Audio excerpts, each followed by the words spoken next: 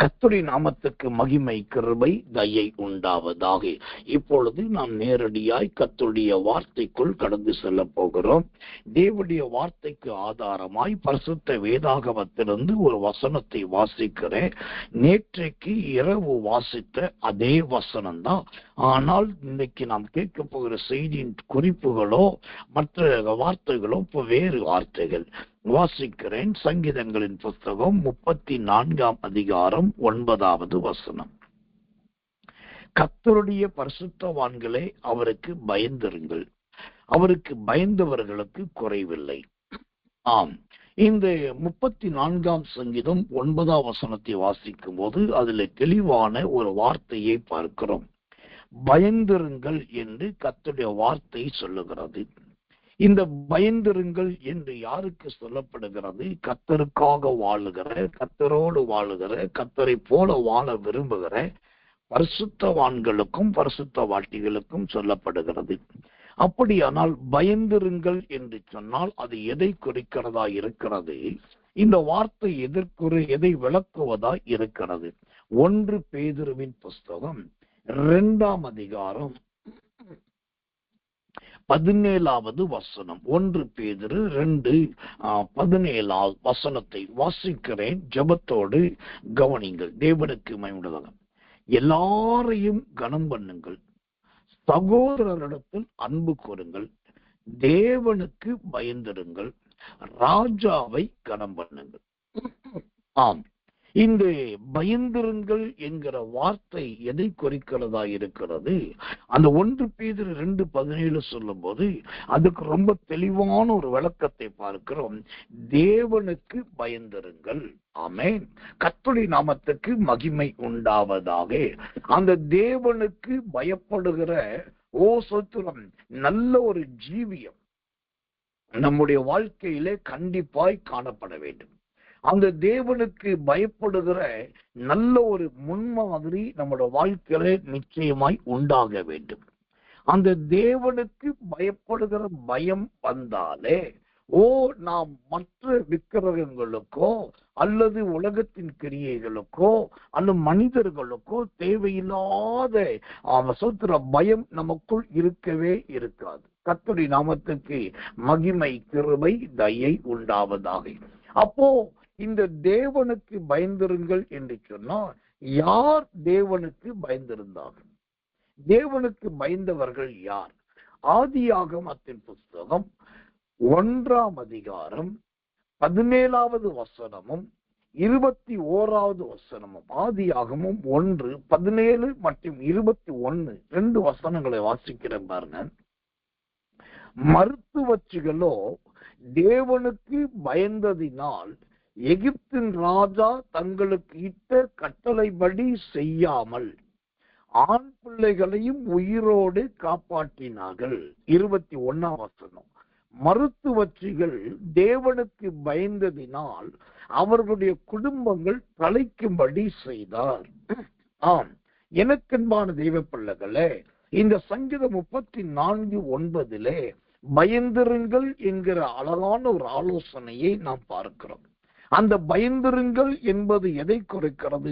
தேவனுக்கு பயப்படுகிற பயத்தை குறிக்கிறது. அப்ப யார் தேவனுக்கு பயந்தார்கள்? ஆதியிலே பார்வோனின் அரசாட்சி ஒன்று இருந்தது. அந்த பார்வோனின் அரசாட்சி எகிப்து என்கிற தேசத்தை முழுவதுமாய் அவனுடைய கட்டுப்பாட்டுக்குள் வைத்திருந்தது. அந்த பார்வோன் என்ன சொல்லுகிறாரோ அதுதான் அங்கு அதிகாரம், அதுதான் அங்கு ஆளுகை, அதுதான் அங்கு செயல்பாடு. அந்த பார்வோன் வெட்டு என்று சொன்னால் எல்லாரும் வெட்டப்படுவார்கள், குத்து என்று சொன்னால் எல்லாரும் குத்தப்படுவார்கள், விட்டு விடு என்று சொன்னால் எல்லாரும் விட்டு விடப்படுவார்கள். அப்படி ஒட்டுமொத்த எகிப்து தேசத்தின் முழு அதிகாரமும் அந்த பார்வோனுடைய நாக்கில தான் இருந்தது. அவனுடைய ஒரு சின்ன நாக்கு ஒட்டுமொத்த எகிப்தையும் அந்த அவனுடைய அதிகாரத்துக்கு கீழே கொண்டு வந்தது. அவ்வளவு பயங்கரமான அரசாட்சி வாழ்ந்த காலத்துலதான், அந்த பயங்கரமான நாட்களில் தான் அங்கு எல்லா ஜனங்களும், அதாவது எகிப்து தேசத்தை சார்ந்த எகிப்தியர் மட்டும் கிடையாது, அங்கே இஸ்ரவேல் தேசத்தை சார்ந்த ஏராளமான இஸ்ரவேலர்கள் இருக்கிறார்கள். அதை தவிர அந்த எகிப்து தேசத்துல மற்ற தேசத்து சில மக்களும் இருந்ததாக வேதத்துல பார்க்கலாம். அப்போ இந்த எகிப்திலே எகிப்தியரும் இருந்தார்கள், இஸ்ரவேலரும் இருந்தார்கள், மற்ற தேசத்து சில மக்களும் இருந்தாங்க.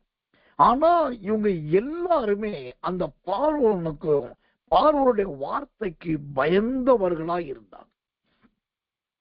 அவருடைய வார்த்தை, அவன் உத்தரவு வந்து விடுமோ, ஏதாகிலும் வார்த்தையை சொல்லி விடுவாரோ, உத்தரவிட்டு விடுவாரோ என்று சொல்லி கீழ்த்தட்டில் இருக்கிற மக்களை விட அடுத்த தட்டில் இருந்த அதிகாரிகள் எந்த நேரமும் பயந்துட்டு இருந்தாங்க. ராஜா என்ன சொன்னாலும் சரி. இப்ப இங்க அறிய வேண்டிய காரியம் என்ன?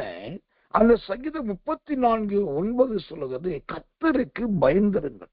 அதைத்தான் 1 பேதுருவிலே 2:17 பார்க்கிறோம், தேவனுக்கு பயந்திருங்கள்.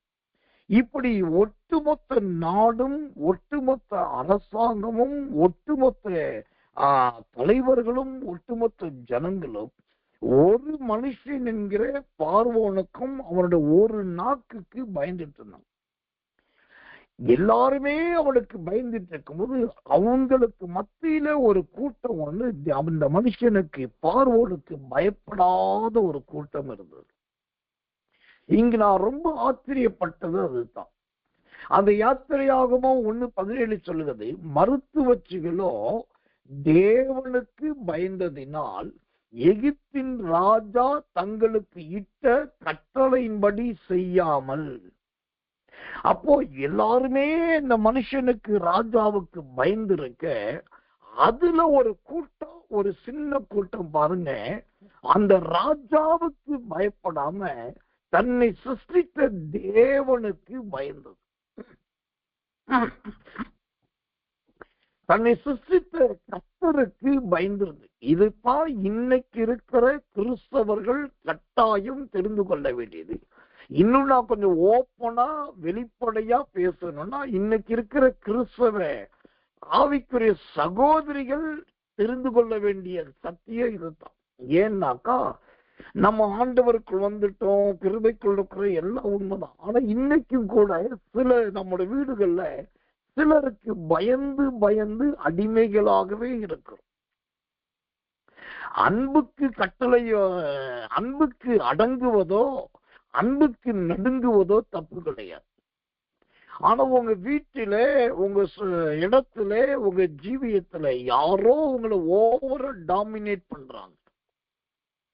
யாரோ சிலர் உங்களை அப்படியே கீழே வச்சு தான் மேல இருக்கணும்னு பாக்குறாங்கன்னா, அந்த இடத்துல இந்த யாத்திரையாகமம் 1:17 எகிப்தின் ராஜா தங்களுக்கு கட்டளையிட்டபடி செய்யாமல் எப்படி அந்த மருத்துவச்சிகள் இருந்தார்களோ, சில இடத்துல தேவ பிள்ளைகளாகிய நாம் கர்த்தருக்காக இப்படிதான் எதிர்த்து யுத்தம் செய்ய வேண்டிய கட்டாயம் இருக்கிறது.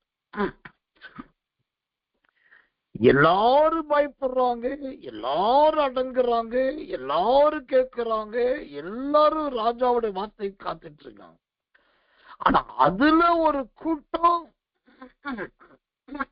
ராஜாவுடைய கட்டளையை விட தேவனுக்கு பயப்படுகிற பயத்துக்கு முதலிடம் கொடுத்து, அப்ப பயந்திருங்கள் என்று சொன்னாலே நீங்க மனுஷனுக்கு பயந்திருங்கள் என்று அல்ல, நீங்க தேவனுக்கு பயந்திருங்கள். தேவனுக்கு பயந்திருங்கள். சரி, இப்போ மந்திரிகள், பிரபுக்கள், பிரதானிகள், சிற்பாசாரிகள், காவலாளிகள், கொடுங்கோலக்காரர்கள், வேலை வாங்குகிறவர்கள், அதிகாரிகள் எல்லாரும் தேவனுக்கு பயப்படுறாங்க. எல்லாரும் பார்வோனுக்கு பயப்படுறாங்க.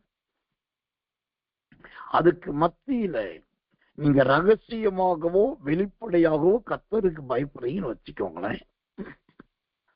அந்த கர்த்தருக்கு, அந்த தேவனுக்கு பயப்படுகிறத பார்க்கிற தேவன் ஒரு நாள் என்ன செய்வார்? உங்க கையில சில உரிமையை கொடுப்பார். உங்க கையில சில உரிமையை கொடுப்பார்.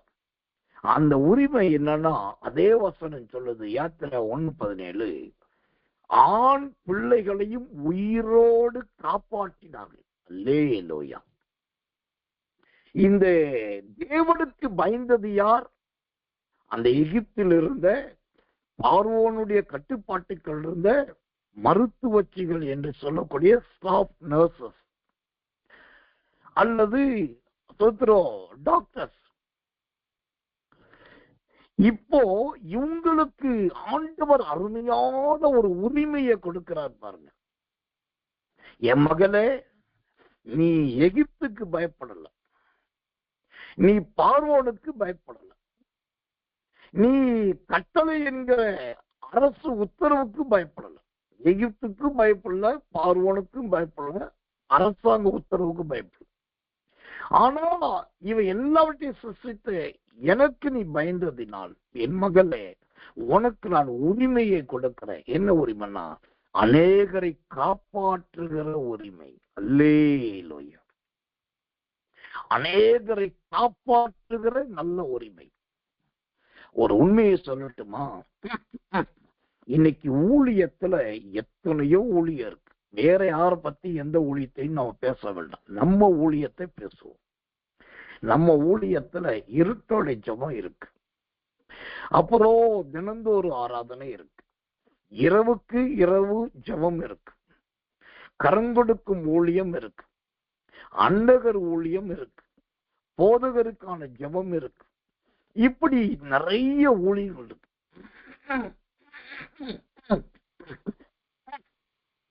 சாரி, மன்னிக்கும்.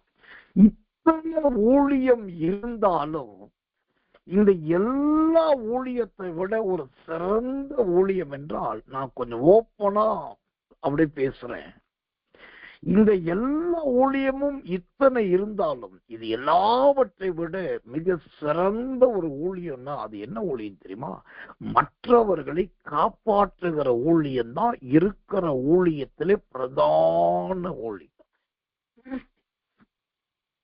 மற்றவர்களை காப்பாற்றணும், சிலரையாகலும் காப்பாற்றணும், கொஞ்சம் பேரையாவது காப்பாற்றணும்.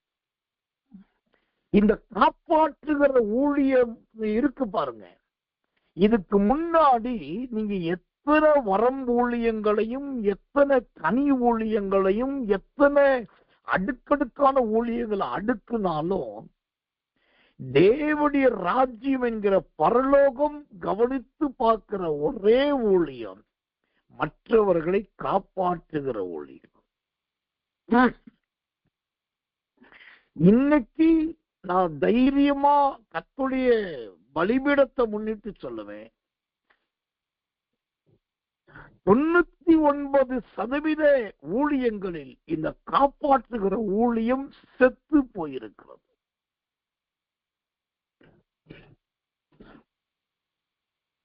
மற்றவர்களுடைய உயிரை தப்புவிக்கிற அந்த வசனம் அழகா சொல்லுது பாருங்க.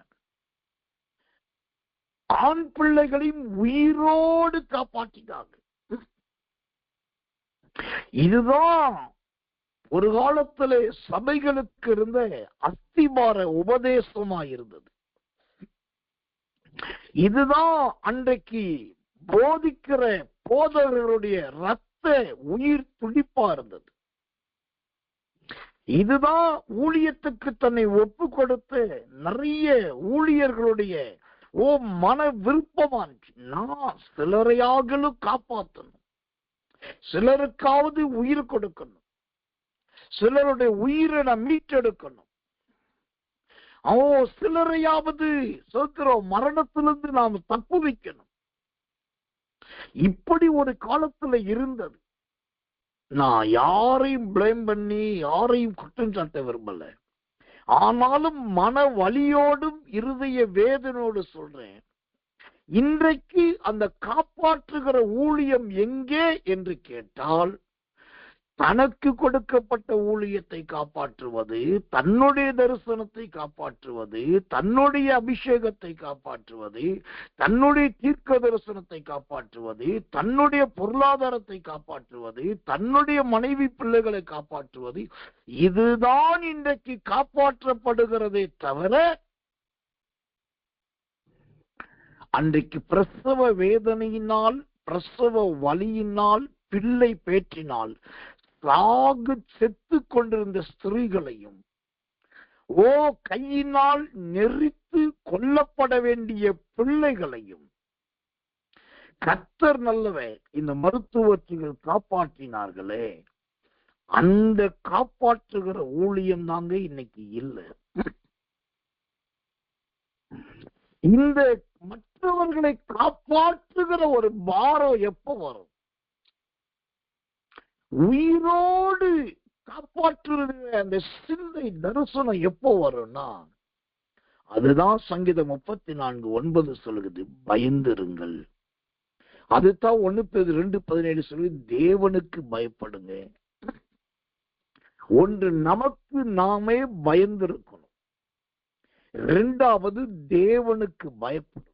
இந்த 2 பயம் வந்துருச்சுன்னு வச்சுக்கோங்களேன், இந்த யாத்திரையாகமம் 1:17 படி நிறைய பேரை உயிரோடு காப்பாற்ற முடியும். எனக்கு பெரிய ஊழிய வேணும், எனக்கு பெரிய ஜனத்தரல் வேணும், நான் ஊழியத்துல எல்லாருக்கும் முன்னாடி அப்படி நிமிர்ந்து தலை தூக்கி நிக்கணும், இதெல்லாம் விரும்புறோம். ஆனா யாரையாகிலும் உயிரோடு காப்பாற்றுகிறோமா என்கிற, காப்பாற்ற முடியுமா என்கிற சிந்தை இன்றைக்கு இல்லை. கர்த்தர் நல்லவர். இங்கே ஸ்தோத்திரம், ஆண் பிள்ளைகளை உயிரோடு காப்பாற்றினார். உயிரோடு காப்பாற்றினது யார் தெரியுமா? மருத்துவச்சிகள். இந்த மருத்துவச்சிகளுடைய ஊழியமாய் அது இருக்கும். சரி, இந்த மருத்துவச்சிகளின் ஊழியம் என்பது எதை குறிக்கிறது? மருத்துவச்சிகளின் ஊழியம் என்பது எதை காண்பிக்கிறதா இருக்கிறது? அந்தரங்க ஊழியத்தை காண்பிக்கிறது. என மருத்துவச்சிகள் பெண்களுக்கு பிரசவம் பார்க்கும்போது கட்டின புருஷன் கூட உள்ள இருந்து பார்க்க முடியாது.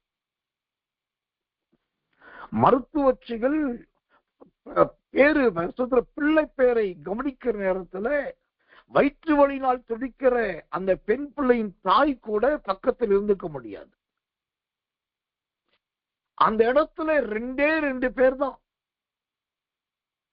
ஒன்று, அந்த பிள்ளை பேற்றுக்கு ஆயத்தமாயிருக்கிற ஸ்திரீ. 2, கர்த்தர் நல்லவன் ஸ்தோத்திரம், அந்த மருத்துவம் பார்க்கிற மருத்துவர். 2 பேர் தான். கொஞ்ச நேரம் கடந்து ஒரு பிள்ளை வெளியே வரும். அந்த பிள்ளைக்கு எதுவுமே தெரியாது. அப்ப இந்த 2 அல்லது 3 பேர் தான். அதுல ஒண்ணு தெரியாத பிள்ளை. அப்ப மீது 2 பேர். இந்த 2 பேர் மட்டும்தான் அங்க இருப்பார்கள். கர்த்தருடைய நாமத்துக்கு மகிமை உண்டாவதாக. ஆனால் பாருங்க, அந்த இடத்துல கூட அவங்க ஸ்தோத்திரம் அழகா உயிரோடு காப்பாற்றுகிறவர்களா இருந்தார்.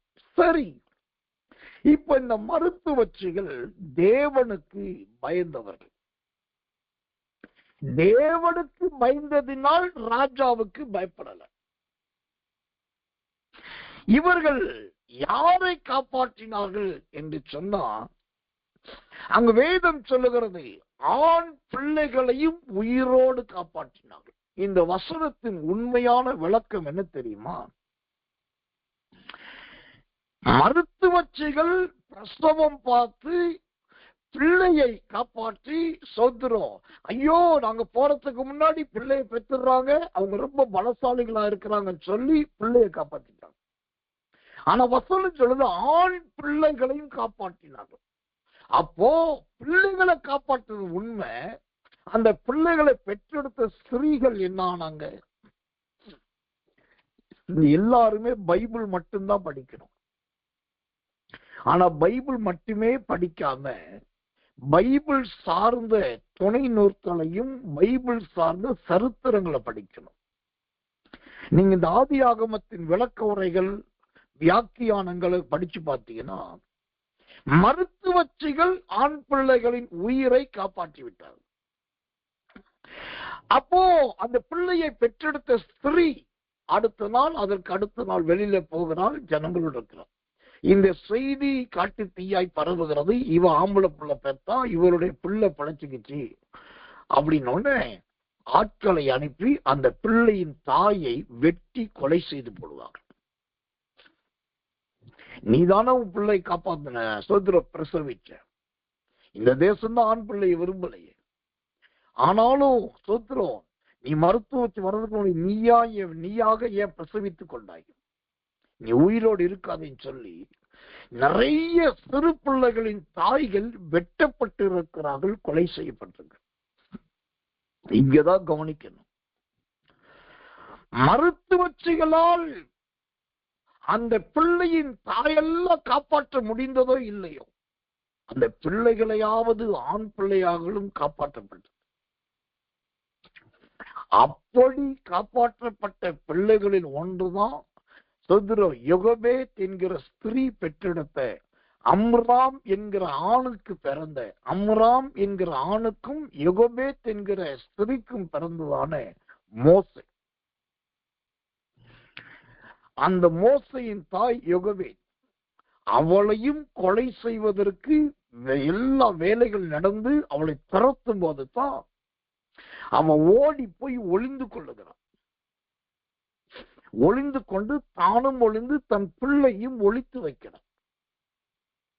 அப்போதான் அந்த யோகபேத் என்கிற மோசையின் அம்மாவையும் அந்த சிறு குழந்தையை மோசையும் காப்பாற்ற முடியாது, எப்படி இருந்தாலும் 2 பேரும் சாக போறாங்க, ஒரு சாவு நடக்கும் போது தெரிஞ்ச நேரத்துலதான் அந்த தாய் சொல்றா, நான் செத்தாலும் பரவாயில்ல, என் பிள்ளை உயிரோடு இருக்கட்டும் சொல்லிட்டு அந்த மோசைய நாணல் பெட்டியில வச்சு கொண்டு போய் தண்ணியில விடுறான்.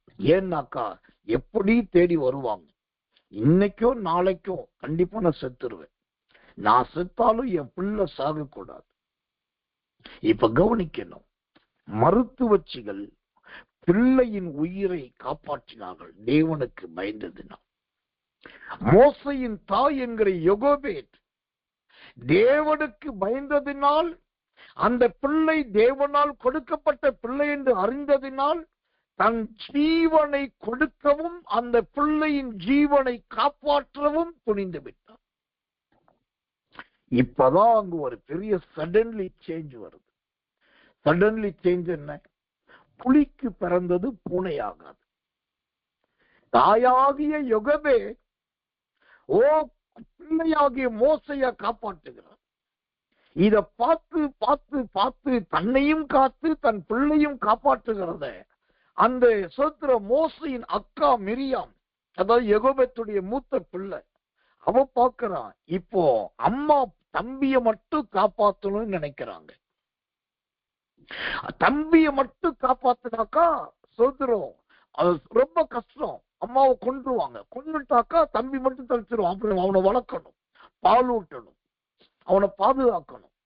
அப்பதான் அவன் என்ன பண்றான், நேரா சோதரம் ஆற்றங்கரைக்கு போறான். அங்க குழந்தை அழுவும் போது ராஜாத்தி தூக்குறான். உடனே அங்க போய் சொல்றான், இந்த சோதர பிள்ளைக்கு பால் கொடுக்கறதுக்கு யாரையாவது ஒரு தாயை அழைச்சிட்டு வரட்டுமா சொல்லி அங்க அழகா அன்பா பேசி தாயையும் ஓ தம்பியையும் காப்பாற்றின அருமையான ஒரு பெண் தான் இந்த மிரியாம். தேவனுக்கு பயந்த பயம் எங்கெல்லாம் நுழையுது பாருங்க. முதலாவது மருத்துவச்சிகளுக்குள் நுழைந்தது. அந்த மருத்துவச்சிகளுடைய அந்தரங்க ஊழியத்துல ஆண் பிள்ளைகளுடைய உயிர் காக்கப்பட்டது. ஆண் பிள்ளைகளுடைய உயிர் காக்கப்பட்டதினாலே மோசே என்கிற குழந்தை தப்புவிக்கப்பட்டது. அந்த குழந்தையை வெட்டணும், தாயையும் கொல்லணும் பார்க்கும்போது தாய் தன் உயிரை கொடுக்க துச்சமாக முன் வந்து பிள்ளையை காப்பாற்ற நினைத்தார். அந்த பிள்ளைய சொத்துல காப்பாற்றுவதற்காக யோகபேத் ஆயத்தமான உடனே தங்க அக்காக்காரி பார்க்கிறா, ஓ தம்பிய மட்டும் இல்ல அம்மாவையும் நான் காப்பாற்றுவேன், தம்பியையும் நான் காப்பாற்றுவேன் சொல்லி 2 பேரை காப்பாற்றணும். இங்க சத்தியத்தை தெரிந்து கொள்ளுங்க. இந்த பயந்திருங்கள், தேவனுக்கு பயந்திருங்கள். தேவனுக்கு பயந்தா உங்களை நம்பி ஒரு ஊழியத்தை கற்றுக் கொடுப்பார். என்ன ஊழியம்னா அநேகருடைய ஜீவனை தப்பு வைக்கிற ஒரு ஊழியம். அநேகரை உயிரோடு காப்பாற்றுகிற ஒரு ஊழியம். சரி, இப்போ மருத்துவச்சிகள் ஆண் பிள்ளைகள் உயிரை காப்பாற்றினார். யோகபே தன் பிள்ளையாகிய மோசையை காப்பாற்றினார். மிரியாம் தன் தாயாகிய யோகபேத்தையும் தம்பியாகிய மோசையும் காப்பாற்றினார். இப்ப இவங்களுக்கெல்லாம் என்ன கிடைச்சது? தேவனுக்கு பயந்தாக்கா வேலை மட்டும்தான் செய்வோமா? ஊழியம் மட்டும்தான் கிடைக்குமான்னா கிடையாதுங்க. அந்த பயந்து இருந்தா, தேவனுக்கு பயந்தா அதுக்கேற்ற பலன் கிடைக்காம போகாது. இப்ப முதலாவது மருத்துவச்சிகள் கர்த்தர் நல்லவே சொல்கிறோம் அங்கு காப்பாற்றுகிறார்கள். அப்படி காப்பாற்றுவதன் நிமித்தம் வேதம் சொல்லுகிறது, யாத்திரையாகவும் 1:21, ஓசத்துல அவங்களுடைய தேவன் தலைக்கும்படி பண்ணினார். தேவனுக்கு மகிமை உண்டாவதாம். அந்த தேவனுக்கு பயப்படுகிற பயம் வந்து அவர்களுக்கு ஆண்டவரால் கிடைச்சது என்னன்னா, நல்ல குடும்பத்துல தலைக்கிற ஒரு செழிப்பு. யாத்திரையாகமோ 1:21 சொல்லுது, மருத்துவச்சிகள் தேவனுக்கு பயந்ததினால் அவர்களுடைய குடும்பங்கள் தலைக்கும்படி செய்தார். இப்ப மருத்துவச்சிகளுடைய குடும்பங்களுக்கு ஆண்டவர் நல்ல செழிப்பு கொடுத்துட்டார், நல்ல வருமானத்தை கொடுத்துட்டார், நல்ல மேன்மையை கொடுத்துட்டார், நல்ல தயவு கொடுத்துட்டார். இப்போ மருத்துவச்சிகள் செய்த அந்த உயிர் காக்கும் ஊழியத்துக்கு ஒரு பலன் கிடைச்சிச்சு. இரண்டாவது, மோசையை காப்பாற்றினது யோகபேத். இந்த யோகபேத் மோசை என்கிற பிள்ளையை காப்பாற்றினாலே, அதனால அந்த யோகபேத்துக்கு என்ன பலன் கிடைச்சது என்று கேட்டால், ஓ கர்த்தர் நல்லவே. வேதம் தெளிவாய் சொல்லுகிறது, இந்த யோகபேத்துக்கு கிடைச்ச பெரிய பலன், அந்த மோசைய வாக்கிலும் செய்கிலும் வல்லவனாய் மாற்றுகிற ஒரு உருவாக்குகிற ஆசீர்வாதம் கிடைக்கும். கர்த்தருடைய நாமத்துக்கு மகிமை உண்டாவதாக. அந்த வாக்கிலும் செய்கையிலும் வல்லவனாய் உருவாக்குகிற ஒரு அபிஷேகம். அப்போஸ்தலர் நடபடிகள் 7:22 சொல்லுகிறது, மோசே எகிப்தியுடைய சகல சாஸ்திரங்களிலும் கற்பிக்கப்பட்டு வாக்கிலும் செய்கையிலும் வல்லவனானவர். இதுல வாக்கில் செய்கையில் என்பதை விட எனக்கு ரொம்ப பிடிச்சது என்ன தெரியுமா? இந்த மோசையை காப்பாற்றின யோகபேத், அதாவது தன்னுடைய தாய், எதை முதலாவது சொல்லிக் கொடுக்கிறா பாருங்க, எகிப்தியருடைய சகல சாஸ்திரங்களை கற்றுக் கொடுக்கிறார். சகல சாஸ்திரங்கள். அங்க நிறைய சூரிய நமஸ்காரம் இருந்தது, வானலோக நமஸ்காரம் இருந்தது, விக்கிரக நமஸ்காரம் இருந்தது, ராஜாவை நமஸ்கரிக்க இருந்தது, பிரபுக்கள் நிறைய இருந்துச்சு. அது எல்லாத்தையும் எல்லா சாஸ்திரங்களை கற்றுக் கொடுத்தார். அப்போதான் அந்த புள்ள ஒரு ஞானியா வருவா என்பதை நல்லா தெரிஞ்சது. அப்போ இந்த பிள்ளையை காப்பாற்றின யோகபேத்துக்கு 2 ஆசீர்வாதம் கிடைச்சு. என்னன்னா, பிள்ளை வளருகிற வரைக்கும் யோகபேத் என்கிற மோசையின் தாய் அரண்மனையில் வாழ்கிறவளாய் அரண்மனை வாழ்க்கை கிடைக்கும். 2வது, தாம் பிள்ளைய எல்லா சாஸ்திரத்திலும் கற்றுக் கொடுக்கிற வரலாற்று பேராசிரியராக அல்லது பூகோள பேராசிரியராக, ஒரு வரலாற்று பேராசிரியராக, பூகோள பேராசிரியராக இந்த மோசையை வளர்க்கக்கூடிய அபிஷேகத்தை யோகபேத்து கற்றுக் கொடுத்தார். இவ பிள்ளையின் உயிரை காப்பாற்றினா அதற்கு பலன் தாம் பிள்ளையை இப்படி வளர்க்கிற அபிஷேகத்தை கொடுத்து. சரி, இப்போ 3வது மிரியாம் அம்மாவையும் காப்பாத்தினா தம்பியும் காப்பாத்தினா. இந்த அம்மாவையும் தம்பியும் சேர்த்து மிரியாம் காப்பாற்றினதுனால அந்த மிரியாமுக்கு என்ன பலன் கிடைச்சது? நான் சொன்ன ஆச்சரியப்படுவீங்க. எனக்கு விளக்கமாய் சொல்லுவதற்கு நேரம் இல்லை, ஆராதனை முடிகிற நேரம் வந்து விட்டது. ஆனா தேவனுடைய அந்த அழகான சத்தியத்தை, வசனத்தை மட்டும் உங்களுக்கு காமிச்சு முடிக்கிறேன். இந்த மிரியாம் தன்னுடைய தம்பியையும் தாயையும் உயிரோடு காப்பாற்றினதுனால அவளுக்கு கிடைச்ச பெரிய பலன் என்ன தெரியுமா? யாத்திரையாகமத்தின் புஸ்தகம் 15ஆம் அதிகாரம் 20-21 வாசிச்சு நான் முடிக்கிறேன். ஆரோனின் சகோதரியாக மிரியாம் என்னும் தீர்க்கதரிசியானவளும் தன் கையிலே தம்புரை எடுத்துக்கொண்டால் சகல ஸ்திரீகளும் தம்புருக்களோடும் நடனத்தோடும் அவளுக்கு பின்னே புறப்பட்டு போனார்கள். மிரியாம் அவர்களுக்கு பிரதிவசனமாக, கர்த்தரை பாடுங்கள், அவர் மகிமையை வெற்றி சிறந்தார், குதிரையும் குதிரை வீரரையும் கடலிலே தள்ளினார் என்று பாடினாள். இப்போ தன் தம்பியையும் தாயையும் காப்பாற்றினதுனால இந்த மிரியாமுக்கு நாளத்தனையான ஆசீர்வாதங்கள். என்னென்ன நாளத்தனையான ஆசீர்வாதம்? அந்த யாத்திரை 15-20-21 நம்பர் 1 அவள் தீர்க்கதரிசி. நம்பர் 2 நல்ல இசை தம்புரு வாசிக்கிறவள், இசை வாசிக்கிறவள். நம்பர் 3 நல்ல சுத்திரம் கர்த்தர் நல்ல பாட்டு பாடுகிறவள். நம்பர் 4 நல்ல நடனம் பண்ணுகிறவள். எப்பயோ 2 பேரை உயிரோடு காப்பாத்தினதுக்கு இப்ப கர்த்தர் கிருபை இழக்கிறார். இன்னைக்கு நான் சொல்றேன், சங்கீதம் 34:9 படி தேவனுக்கு, அதாவது பயந்திருங்கள். 1 பேதுரு 2:17 படி தேவனுக்கு பயப்படுங்க. அந்த தேவனுக்கு பயந்தா நான் தைரியமா சொல்லி முடிக்கிறேன், உங்களுக்கு வரம் கொடுக்கிறாரு, வல்லமை கொடுக்கிறாரு, ஊழியம் கொடுக்கிறாரு, கிருபை கொடுக்கிறாரு. விட யாரையோ காப்பாற்றுகிற ஒரு கேருபீனா உங்களை கர்த்தர் மாற்றுவார். யாரையோ உயிரோடு காப்பாற்றுகிற பொறுப்பை உங்களை நம்பி கொடுப்பார். இதை விட ஒரு பெரிய ஊழிய என்னங்க இருக்குது? ஒரு நோவா தன் குடும்பம் முழுவதையும் காப்பாற்றினார். இன்னைக்கு ஆண்டுட்டு கேளுங்க, ஆண்டவரே அந்த காப்பாற்றுகிற ஒரு ஊழியத்தை எனக்கு தாங்க. ஏன் மூலமா நான் யாரையாவது காப்பாற்றணும். மருத்துவச்சிகள் ஆண் பிள்ளைகளை உயிரோடு காப்பாற்றினார். யோகோபேத் தன் பிள்ளையாக மோசைய உயிரோடு காப்பாற்றினார். மிரியாம் தன் தாயாக யோகோபேத்தையும் தம்பியாக மோசையும் உயிரோடு காப்பாற்றினார். நானும் ஆண்டவரே யாரையாகளும் காப்பாற்றணும், உயிரோடு காப்பாற்றுகிற அந்த கிருபை, அந்த ஊழியத்தை தாங்கன்னு கேட்டு பாருங்க. உங்களையும் மருத்துவச்சிகளை போல தேவன் தலைக்கச் செய்வார். உங்களையும் அநேகருக்கு சாஸ்திரங்களை கற்றுக் கொடுக்கிற கல்வி மிகுந்த ஒரு பேராசிரியையாக உங்களை கர்த்தர் மாற்றுவார்.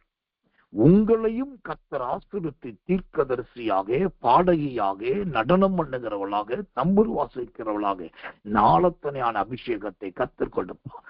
ஊழியத்தில் பெரிய ஒரு ஊழியம் சிலரையாகலும் உயிரோடு காப்பாற்றுறது. கண்களை மூடி நாம் ஒப்பு கொடுத்து கர்த்தரை ஸ்தோத்தரிக்க போகிறோம். இன்னைக்கு ரொம்ப கருத்தான ஒரு சத்தியத்தை ஆண்டவர் நமக்கு சொல்லி இருக்கு. பயந்திருங்கள், பயந்திருங்கள். உங்களுக்கு கர்த்தர் கொடுத்த ஆசாரியனுக்கு பயந்திருங்கள். நீங்கள் ஆராதிக்கிற தேவனுக்கு பயந்திருங்கள். அப்ப யாரையோ காப்பாற்றுகிற, உயிரோடு காப்பாற்றுகிற ஊழியத்துல கர்த்தர் உங்களை பயன்படுத்துவாங்க. எல்லாரும் கண்களை மூடி ஆவில் நிரம்பி ஒப்பு கொடுத்து உற்சாகமாய் கர்த்தரை சொந்தரிக்க போகிறோம். இன்னைக்கு நேரம் இல்லாதபடியினால நாம் அவனுடைய கிருபையினால் ஜெபித்து முடிக்க போகிறோம். நாளைக்கு அவனுடைய கிருபையினால் உங்களுக்காக விசேஷமா ஜெபிக்க போகிறேன். எல்லாரும் கர்த்தரை சொந்தரம் பண்ணுவோம் இயேசுவின் நாமத்தினாலே.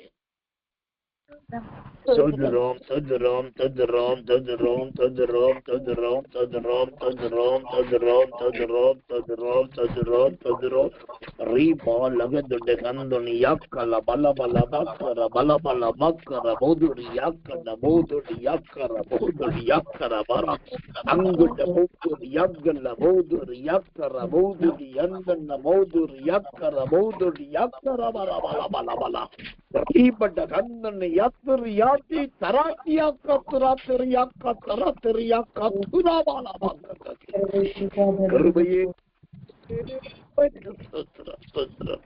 Amen.